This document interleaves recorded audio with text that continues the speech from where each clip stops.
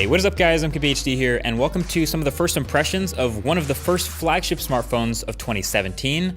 That's the LG G6. Successor to the G5 pretty much just in the name because everything else is completely different. There is a bunch of new stuff with this phone. I mean, you can see that just by looking at it, but this is gonna be my top 5. So top 5 best new features of the G6, and I'm gonna put them in order. So enough of this order doesn't matter stuff. I'm gonna tell you exactly where I think things rank as the best new features of this phone. Let's get started. So number 5 is the software. The G6 is still rocking an LG software skin, but it is a much improved, way less in-your-face version of it. So it's still very LG with no app drawer and the skinned apps and icons and things and a very colorful look. But it's not too crazy, and I'd say it's an improvement over what we had on the G5 and G4 and previous phones. It's built on top of Android 7.1 Nougat, which means, first of all, you do get Google Assistant baked in now, as you do with any Nougat phone.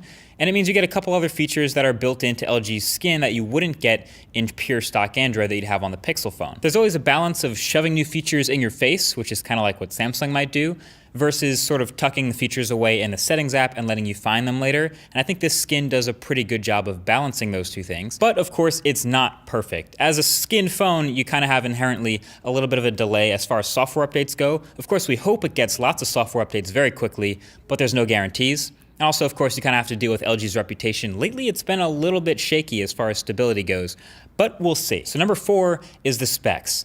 This is the part where I spit a bunch of numbers and letters at you that are both higher and better than the numbers and letters from last year. So 2.3 gigahertz Snapdragon 821 chip with the Adreno 530 GPU, 4 gigabytes of RAM, 32 gigs of storage is great. You have the twin 13 megapixel cameras on the back and a 3,300 milliamp hour battery. And it's IP68 water resistant.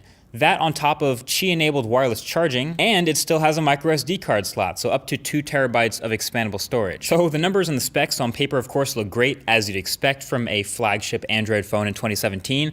We don't have a price yet, so it's kind of hard to place this in the bang for the buck category, but obviously it looks really good and there's no real flaws here. But of course, again, it's not quite perfect. In the US version, you're actually not getting a quad DAC, you're getting a pretty average DAC. Instead, you're getting a couple extra radios, which again, it's a different consumer in a different region. But you're also not getting a Snapdragon 835 chip, obviously, in this phone. That's another bleeding edge high-end chip that you'll probably see in phones as soon as a month from now, like the Galaxy S8 in March. Now, that's not to say that the Snapdragon 821 is way worse or that it can't hang. It's just that's what you get for putting out a phone a little bit early in the year, is you don't get the brand new silicon that sort of comes out after you put your phone out. So later phones will have the Snapdragon 835.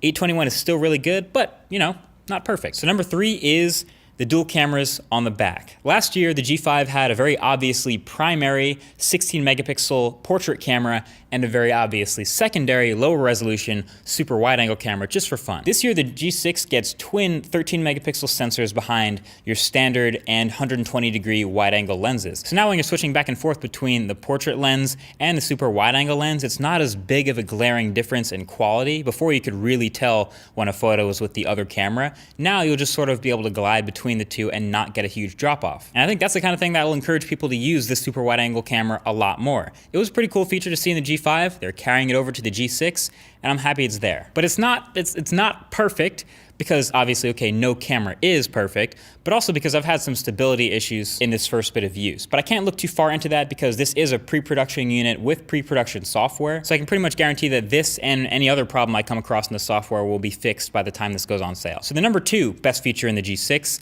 is the design. The design of the G6 is completely new. It's ditched the modular nature of the G5 for a much more, you could say, traditional premium smartphone design, so just metal and glass everywhere. It still has the volume buttons on the side, which I really like, and it keeps the trademarked and loved LG power button and fingerprint reader on the back, which also happens to complete this face that you can see it making. I mean, you do see it, right? And honestly, the robot face kind of matches because this phone has a very robotic, squared up look. Like there's no unnecessary tapers to try to make it feel thinner or look thinner. There's no fancy edge display bleeding over the edge with curved glass. None of that crazy fancy stuff. It's just very businesslike and all the way around. And I kind of like that. Or maybe it's because I've been using the Pixel too much. I don't know. It's Gorilla Glass on the front and back. And this thing is obviously waterproof, like we mentioned earlier. So IP68 means it can survive if you get caught in the rain or you drop your phone in a puddle or a shower or something. It does all this while keeping USB Type-C. It keeps the headphone jack. It keeps the expandable storage with a micro SD card slot. So with all that, I don't mind it being a little bit thicker in the hand because the footprint is definitely manageable. But as you could probably guess, it's not perfect. You could say that you would have liked to have had a removable battery like we had with the G5. You don't get that. It's not a huge deal, but that's something to note. And also, the single downward-facing speaker is not the best part of this phone at all. And that's something that I've noted with a lot of previous flagships, but obviously the ones that focus on the speaker get to do it a lot better than this, so not perfect. So that brings us to number 1, the best feature of the G6, which is right up here at the front, and that's the display. The screen is obviously the main attraction here. It's a 5.7-inch IPS LCD display with an 18:9 aspect ratio, which is, 2:1. I know my fractions. So the display is a little taller, or a little wider sideways, than your normal 16:9 display. It's a 2880 by 1440 resolution.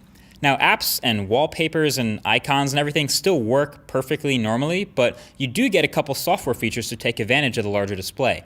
App multitasking, for example, works a bit better now that you have that extra bit of room. I mean, it's essentially 2 square windows now, top to bottom or side by side, and more apps are compatible with it thanks to Android Nougat. And on top of just being a little bit longer, it's obviously still a great display, as you can tell. It gets super bright, up to 600 nits, so very viewable outdoors.